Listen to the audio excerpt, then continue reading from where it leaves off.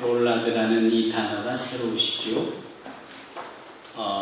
입으로 중얼중얼중얼된다라는 뜻의 네덜란드의 방언이 롤라드입니다.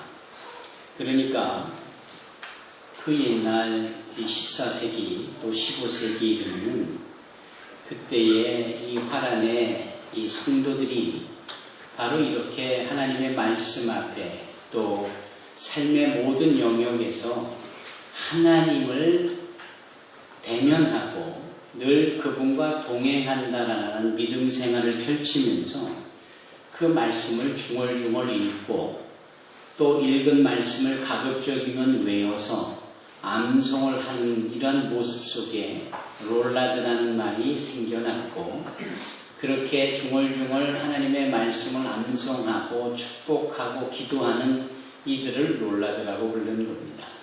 그리고 이네들이 항상 모이기에 힘썼고, 이 컬럼에 기록되어진 것처럼 술집에 가는 또는 시장에 가는 또는 여러 사람들을 장소를 가리지 않고 가까이 가서 전도했고, 또 당신의 집으로 초대해 식탁을 나누고 또 음식을 서로 공유하면서 이렇게 하나님의 말씀을 증거하고 전했다라는 점에서 우리 산수만교회가 예전부터 그렇게 함께 먹고 나누고요. 또 GBS라는 이름으로 서로 모이기에 힘쓰고 또 신방도 같이 하고 또 성도들이 다소 거침없이 설교도 하고 축복도 하고 하는 이런 일들을 해왔던 이유가 다 이러한 신앙의 뿌리의 흔적을 찾고 발자취를 따라가는 일들의 모습이었다라는 겁니다. 이 컬럼에서 가장 중요한 것이 있다면 소위 나 자신부터의 각성이고 갱신입니다. 뭔가 시스템이 바뀌어지고 뭔가 프레임이 달라지면 모든 것이 새롭게 될 수 있다라는 생각이 아니라 모든 문제의 대안과 해답은 나로부터 말미암는다라는 것입니다. 그래서 내가 먼저 변하려고, 내가 먼저 하나님의 말씀 앞에 바로 서려고 자그마한 이러한 시도와 도전을 감행할 때 거기에서 나는 500여 년 전에 신앙을 지켜냈던 그 롤라드처럼 이 시대의 롤라드가 되어지고 이 시대의 나의 롤라드 운동이 한국 교회의 틀을 바꾸고 새롭게 되어가는 귀한 디딤돌이 되리라 믿습니다. 우리 교회가 그런 성도들로 가득 차기를 바랍니다. 좀 더 진지하고 그리고 기도도 시작하면 최소한 1시간 정도는 하고 정말 마음 먹고 하면 3시간 정도 하고 말씀도 읽으면 성경 한 권 정도는 앉은 자리에서 정독도 하고 전도하겠다고 하면 나가서 주의 말씀 반드시 전하고 증거하는 뭔가 좀 이렇게 실력도 있고 이런 능력 행함도 있고 좀 진지하고 저돌적이고 이렇게 좀 신노하는 자의 자세로서의 신앙생활을 영위했으면 좋겠습니다. 앉으면 졸고 있거나 또 눈은 껌뻑이지만 다른 생각하고 있거나 뭔가 하자고 할 때 구태의연한 모습을 보이거나 늘 나와는 별개처럼 무관심한 모습들이 있다면 이것만큼 어려운 것은 없는 겁니다. 여기에 우리는 롤라드를 기대할 수 없고 한국교회의 변화를 기대할 수 없고 소위 이 믿음으로 세상을 변화시킬 만한 그러한 능력이나 또는 도전하는 마음도 찾아볼 수 없게 되어지는 겁니다. 저와 여러분들이 이 짤막한 칼럼에서 강한 도전을 얻고 나부터 우리부터 이와 같은 일을 시도해 나가기를 주님의 이름으로 축원합니다.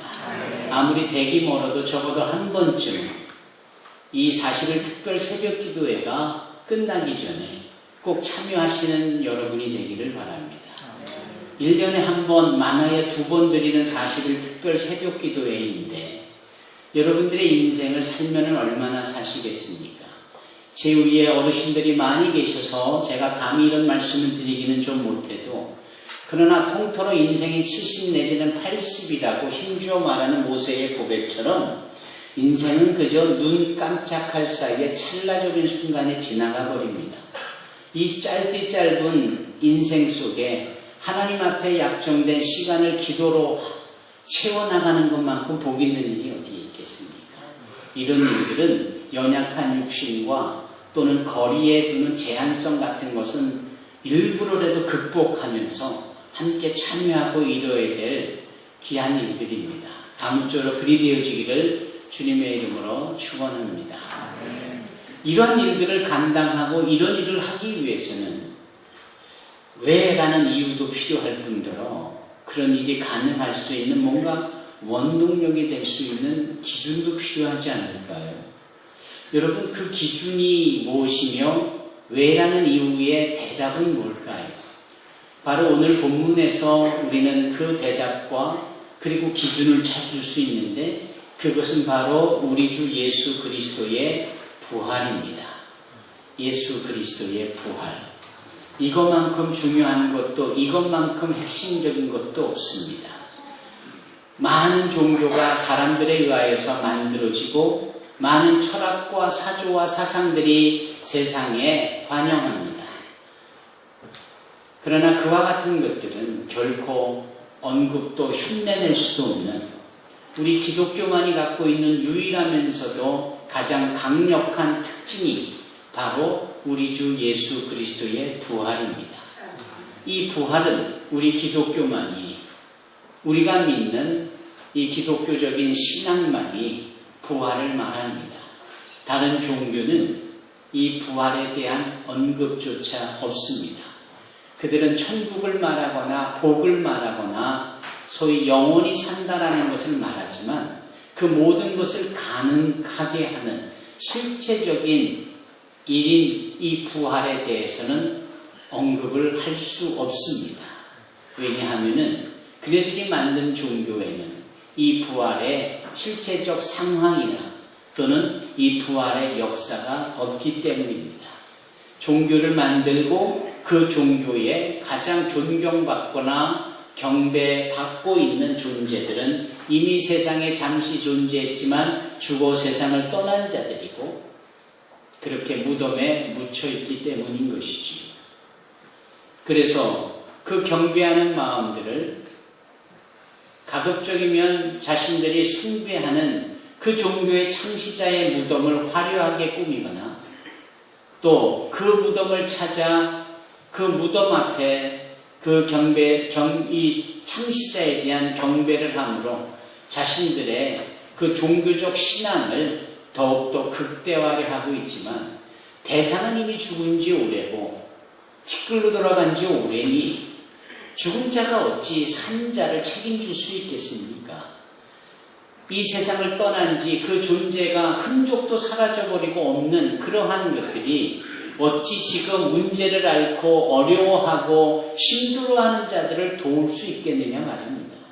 그래서 모든 종교는 허구일 뿐 아니라 인간들 스스로가 마치 소꿉장난하듯이 만들어낸 자기 만족적인 픽션입니다.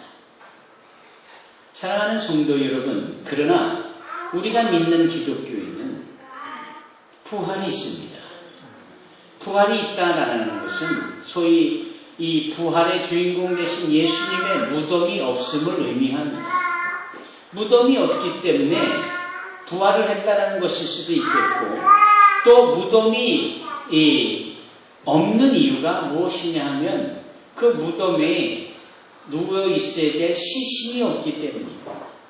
우리 예수님께서는 분명 십자가에 고난을 받으시며 달려 죽으셨지만 그래서 그 시신을 거두어 무덤에 장례를 치루었지만 3일 만에 약속하신 대로 우리 예수님은 다시 살아나셨습니다.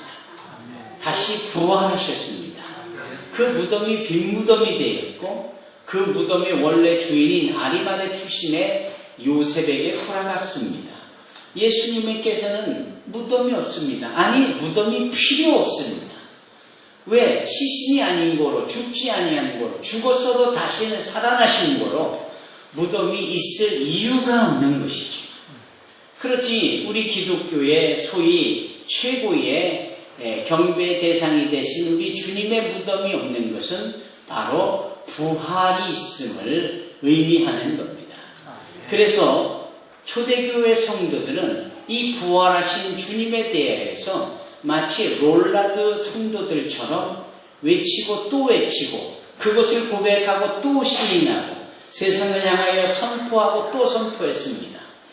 우리 교회 안길의 권사님이 잘 롤라드처럼 외치는 말 중에 하나가 크리스토스 아네스테 알레토스 아네스테라라는 겁니다. 도대체 이 권사님이 무슨 말씀인가 하면 이런 얘기예요. 그리스도께서 부활하셨네.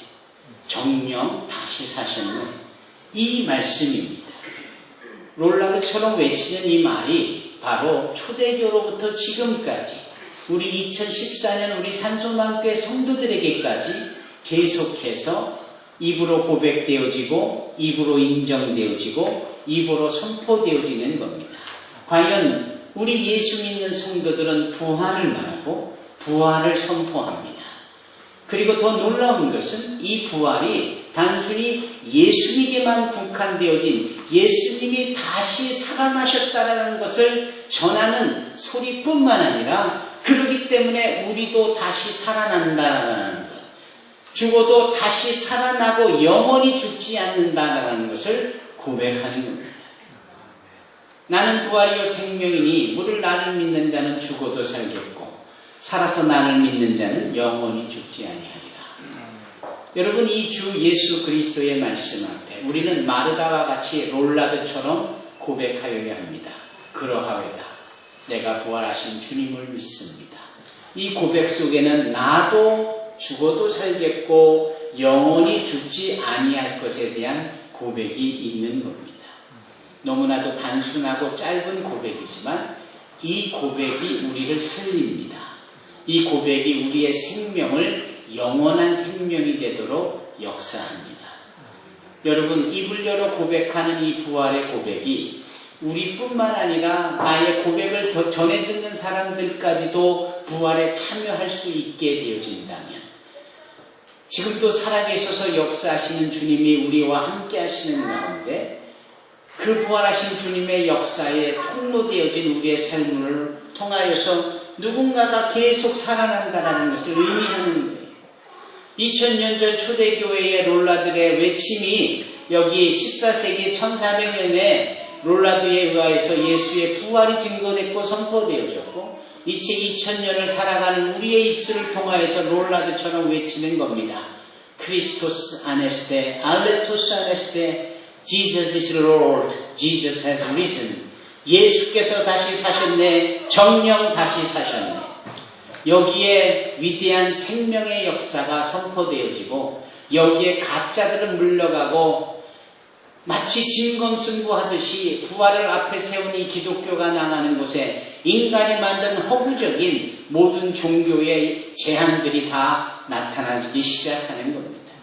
그것들은 우리끼리 만들어낸 제한적인 철학이요 사조요 그저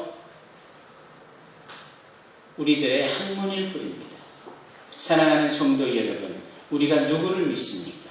예수를 믿는 겁니다. 그 예수는 부활하신 주님이시요 지금도 살아계셔서 우리 안에 와 계신 분이십니다.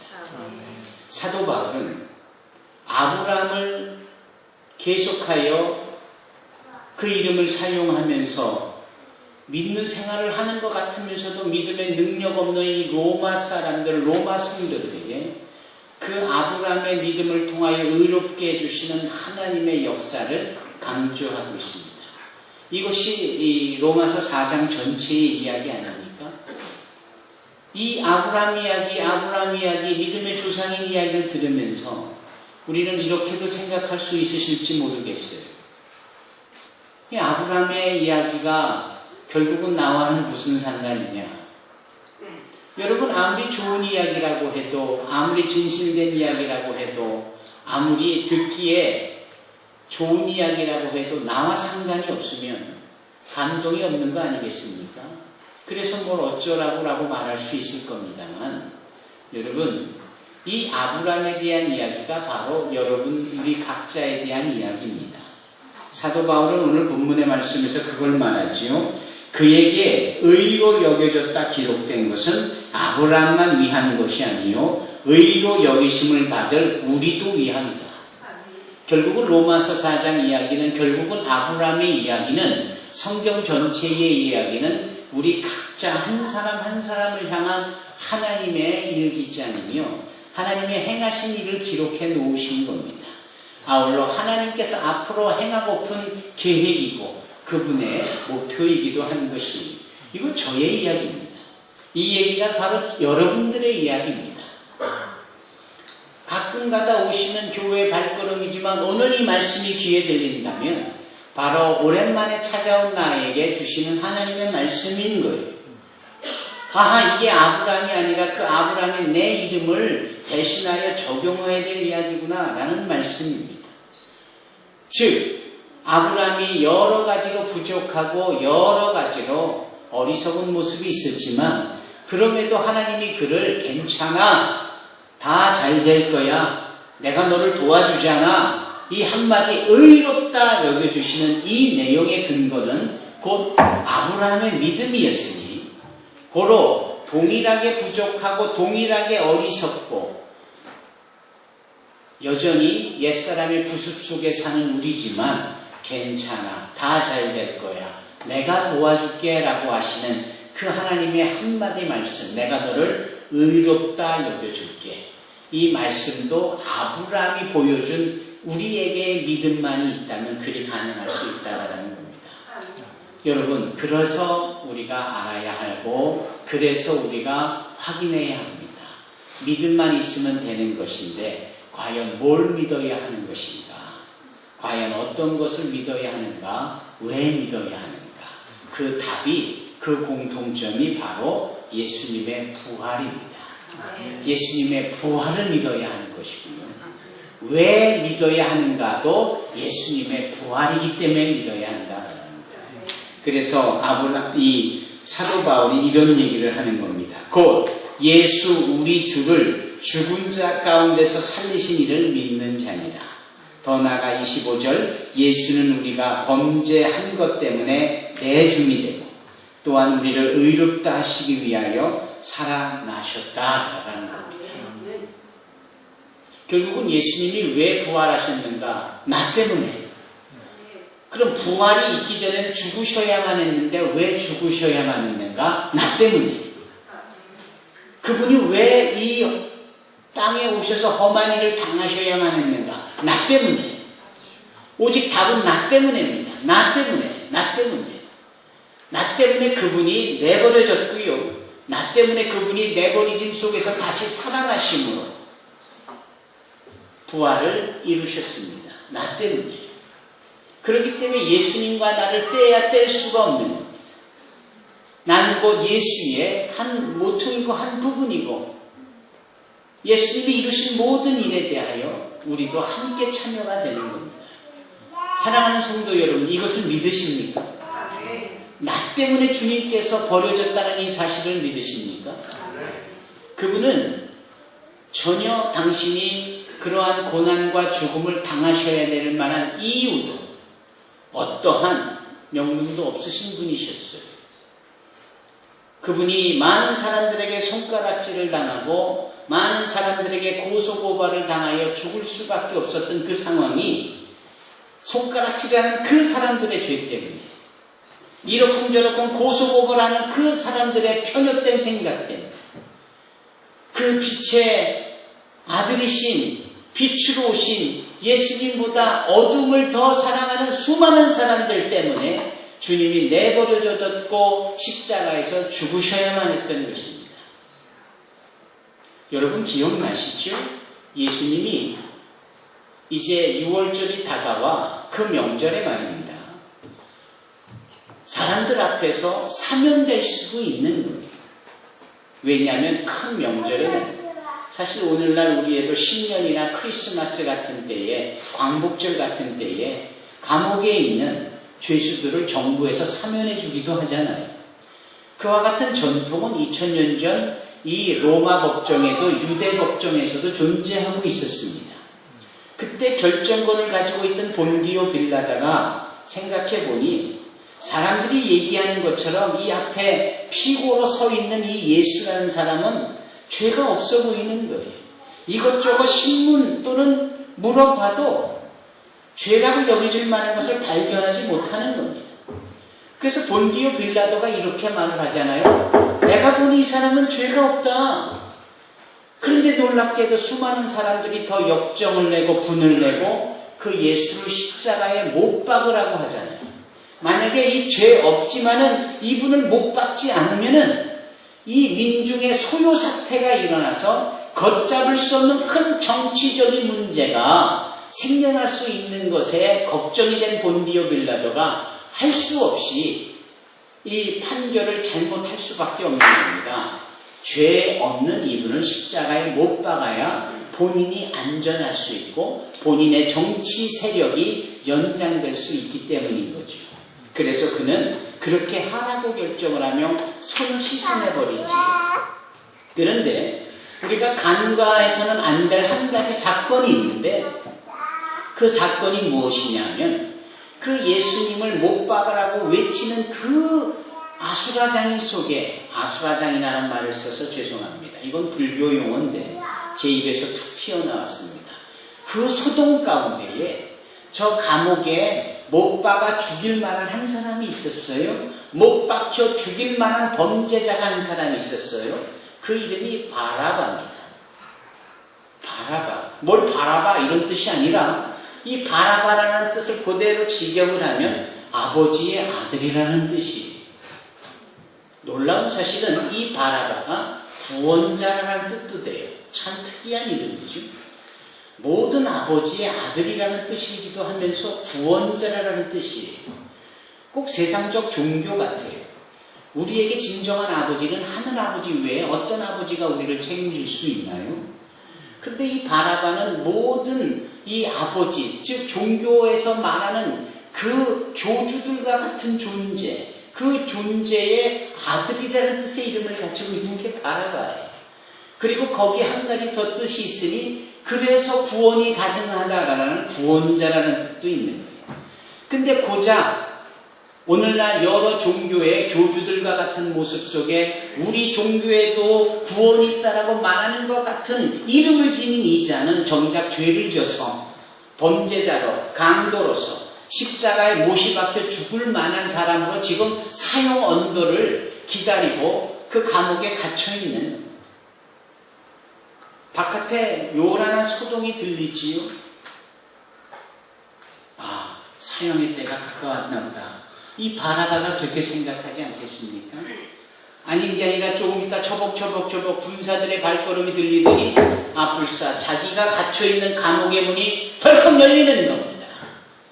그러니 바라바를 불러 세우죠. 이 바라바는 뭐라고 고백을 했겠고 뭐라고 생각을 했을까요? 아, 이렇게 죽는구나. 이제 끝이로구나. 모든 아버지의 아들이라는 이름을 지닌 구원자라는 그럴싸한 이름을 지닌 내가 죽는구나. 그런데 웬걸 그 군사들의 입에서 나오는 말이 뭡니까? 가라, 이제 너는 해방이다. 가라, 너는 이제 사면이다. 너는 이제 감옥에 있을 필요가 없다 하며 그를 놓아주지요. 아니 이게 웬일입니까? 수많은 사람들에게 본디오 빌라도는 마지막 기회를 주지요. 그 기회가 무엇이었습니까? 좋다. 여기 예수라는 사람이 있다. 여러분, 예수라는 이름의 뜻이 무엇이죠? 구원자라는 뜻입니다. 여기 구원자라는 예수가 있는데 저 감옥에도 구원자라는 바라바라는 강도가 잡혀 있는데, 자, 둘 중에 어느 구원자를 너희들이 놓아줄래? 6월절이니까 너희들이 원하면 한 구원자를 내가 사면에서 놓아주겠다라는 거예요. 그러면서 내심 이 정도까지 하면 여기 예수 구원자를 놔달라고 하겠지 라고 생각을 했습니다. 그런데 웬걸 이 사람들이 한결같이 하나님이 인정하여 기름 부은 구원자 그리스도 예수는 십자가에 못 박으라고 하고 죄악을 저질러서 죄의 죗값으로 죽을 수밖에 없고 십자가에 곧 못 박혀질 이 인간이 만들어낸 아버지 아들이라는 구원자라는 뜻인 이 바라바를 사람들이 선택하잖아요. 참 놀라운 일입니다.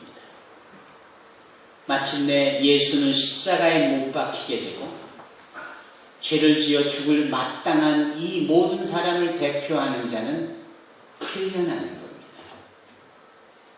그런데 예수께서는 그 모든 상황을 뭐라고 말씀합니까? 이게 다 성경 말씀을 응하게 하려 합니다.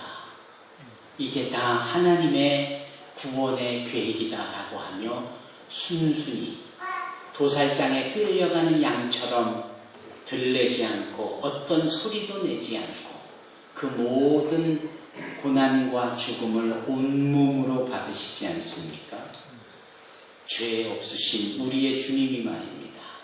그리고 십자가에 못이 박혀 그 높은 나무에 매달려 기력을 잃어가며 깊은 숨을 몰아가는 그 운명 직전에 주님께서 이런 말씀을 하시는 겁니다. 다 이루었다. 이 다 이루었다라는 것이 무엇이냐? 당신을 못 박으라 한 수많은 사람들의 어리석음과 저들의 죄악에 대한 대가로 인하여 하나님께서 나를 내놓으셨는데, 죄값으로 내놓으셨는데 그 죄값을 다 치루었다, 지불했다. 이게 그 유명한 다 이루었다.